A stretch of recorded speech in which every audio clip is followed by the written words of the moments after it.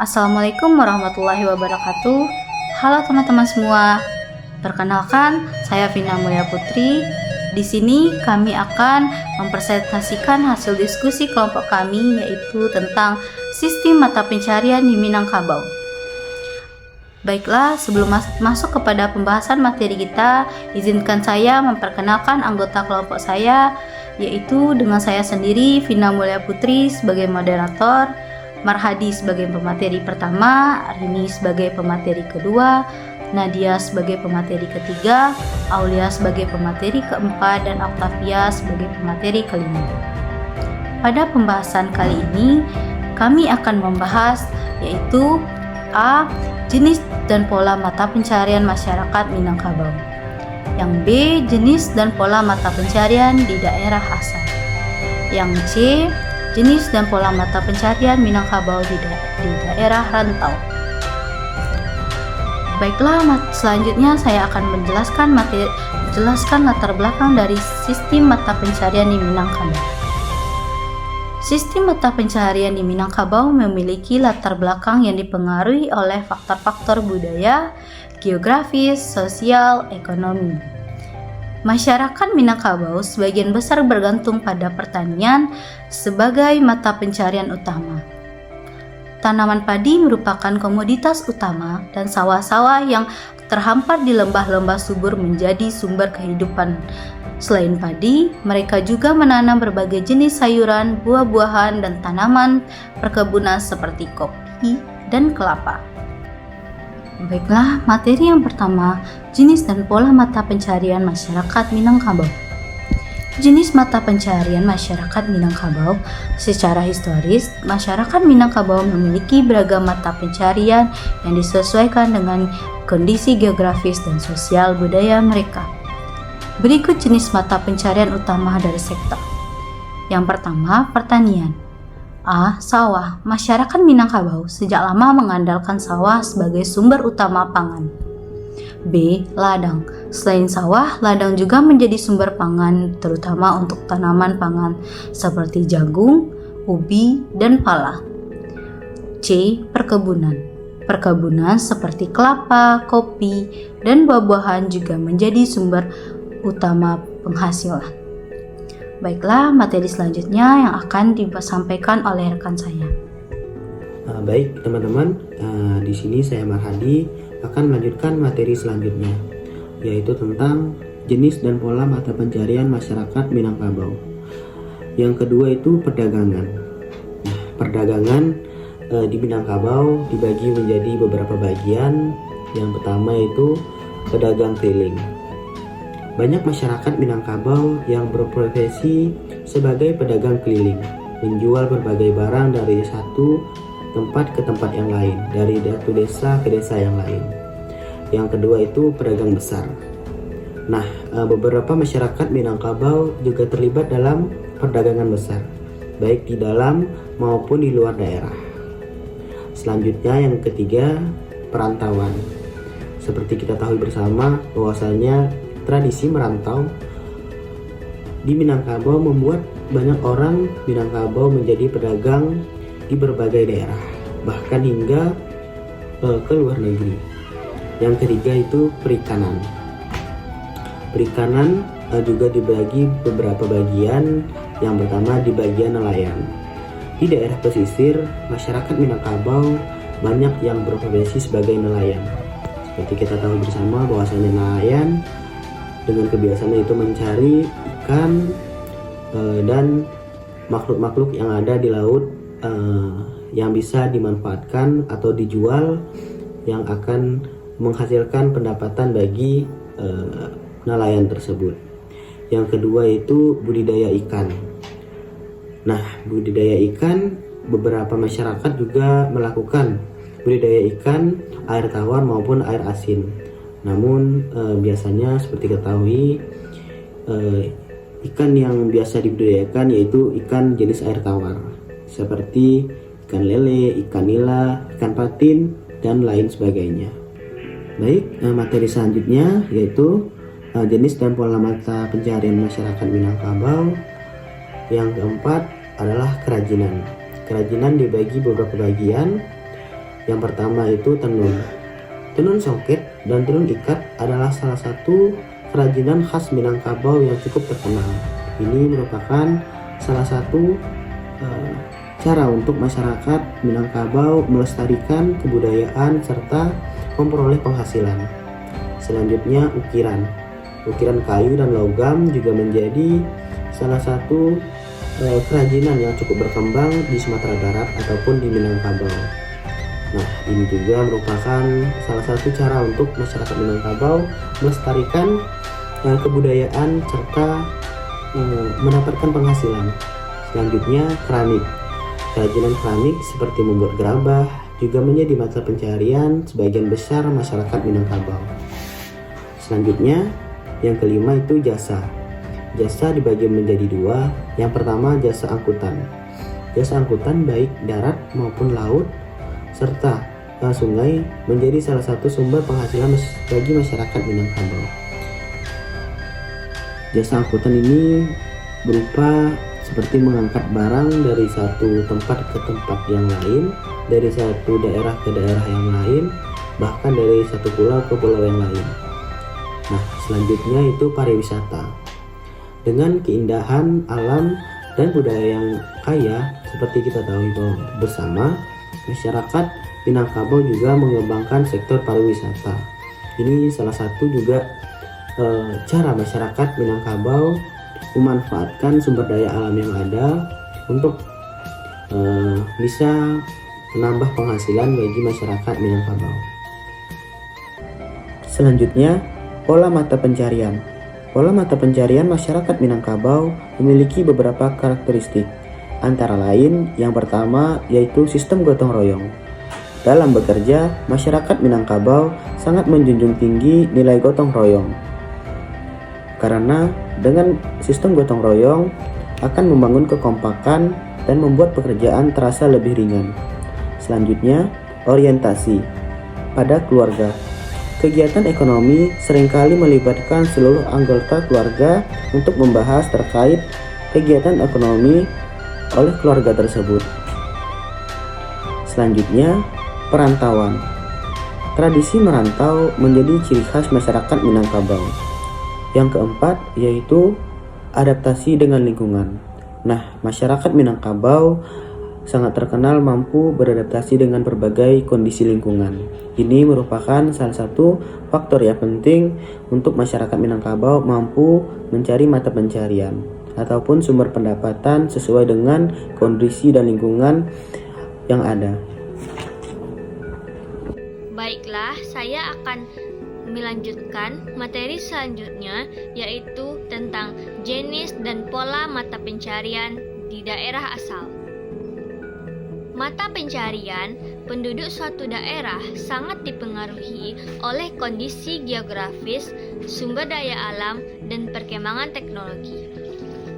Secara umum, mata pencarian dapat dikelompokkan menjadi beberapa jenis. Yang pertama, sektor primer.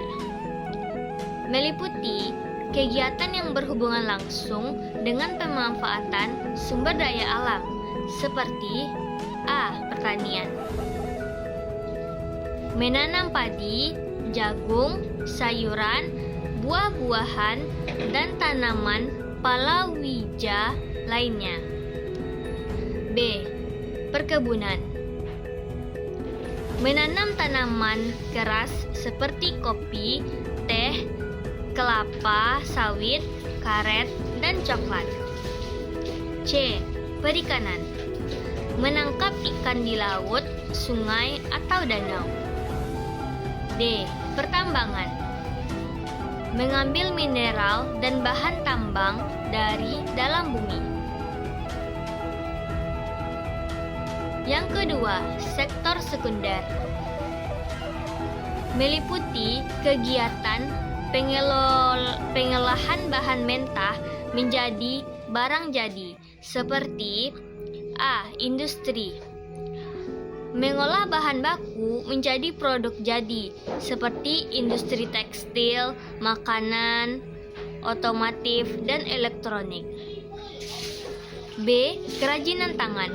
Membuat produk kerajinan dari bahan alami atau buatan, seperti batik, anyaman, ukiran, dan keramik. C. Konstruksi. Membangun gedung, jalan, jembatan, dan infrastruktur lainnya. Baik, saya Nadik Seraryani, NPM 2203090109 akan melanjutkan materi B, yaitu jenis dan pola mata pencarian di daerah asal. Yang ketiga, sektor tersier, meliputi kegiatan jasa seperti yang A. Perdagangan, menjual barang dan jasa, yang B. Transportasi, mengangkut orang dan barang, yang C. Komunikasi, menyediakan layanan komunikasi seperti telepon, internet, dan televisi. Yang D. Pariwisata, menyelenggarakan kegiatan wisata. Yang E. Keuangan, menyediakan layanan keuangan seperti perbankan dan asuransi. Selanjutnya yaitu pola mata pencarian. Pola mata pencarian penduduk suatu daerah dipengaruhi oleh beberapa faktor, antara lain yang pertama, kondisi geografis. Di daerah pantai cenderung memiliki mata pencarian di sektor perikanan, sedangkan daerah pegunungan lebih banyak melakukan kegiatan pertanian. Yang kedua, sumber daya alam. Ketersediaan sumber daya alam akan mempengaruhi jenis mata pencarian yang dominan. Yang ketiga, perkembangan teknologi. Perkembangan teknologi dapat mengubah pola mata pencarian. Yang keempat, kebijakan pemerintah. Kebijakan pemerintah dalam bidang ekonomi dapat mempengaruhi pilihan mata pencarian. Baiklah, saya akan melanjutkan materi selanjutnya, yaitu tentang jenis dan pola mata pencarian Minangkabau di tanah rantau. Masyarakat Minangkabau dikenal dengan sebutan orang awak, memiliki sejarah panjang dalam bermigrasi ke berbagai wilayah di Indonesia dan mancanegara. Fenomena ini dikenal sebagai merantau, yang secara tradisional merupakan bagian integral dari budaya dan identitas Minangkabau. Perantauan ini tidak hanya membawa mereka ke tempat baru, tetapi juga membentuk pola mata pencarian mereka di tanah rantau. Masyarakat di Minangkabau di rantau umumnya memiliki berbagai jenis mata pencarian yang disesuaikan dengan kondisi geografis, sosial, dan ekonomi wilayah tempat mereka tinggal. Beberapa jenis mata pencarian yang umum dijumpai di antara lain, yang pertama itu perdagangan. Perdagangan merupakan salah satu mata pencarian utama masyarakat di Minangkabau di rantau. Kemampuan mereka dalam berdagang dan bernegosiasi telah menjadikan mereka dikenal sebagai pedagang yang sukses. Mereka sering terlibat dalam perdagangan berbagai komoditas seperti hasil bumi, tekstil, dan perhiasan. Yang kedua, pertanian. Meskipun banyak yang bermigrasi dari wilayah pedesaan, sebagian masyarakat Minangkabau di rantau tetap menggantungkan hidup pada sektor pertanian. Mereka menanam berbagai jenis tanaman seperti padi, kopi, dan karet. Yang ketiga, perkebunan. Perkebunan merupakan salah satu sektor penting bagi masyarakat Minangkabau di rantau. Mereka menanam berbagai jenis tanaman perkebunan seperti kelapa sawit, karet, dan teh. Selanjutnya, peternakan. Peternakan juga menjadi pilihan mata pencarian bagi sebagian masyarakat Minangkabau di rantau. Mereka memelihara berbagai jenis hewan ternak seperti sapi, kambing, dan ayam. Yang kelima, perikanan. Bagi yang tinggal di wilayah pesisir, perikanan menjadi mata pencarian utama. Mereka menangkap ikan, udang, kerang untuk dijual atau dikonsumsi sendiri. Yang keenam, jasa. Seiring dengan perkembangan zaman, sektor jasa semakin diminati oleh masyarakat Minangkabau di rantau. Mereka bekerja di berbagai bidang jasa seperti transportasi, pariwisata, dan pendidikan. Sekian materi dari saya. C. Jenis dan pola mata pencarian di Minangkabau di rantau. Pola mata pencarian masyarakat Minangkabau di rantau dipengaruhi oleh beberapa faktor, antara lain: 1. Asal daerah. Masyarakat Minangkabau yang berasal dari daerah perdesaan cenderung memilih mata pencarian di sektor pertanian, perkebunan, dan peternakan. Sementara itu, mereka yang berasal dari daerah perkotaan lebih cenderung memilih mata pencarian di sektor perdagangan jasa atau industri. 2. Keterampilan dan pendidikan.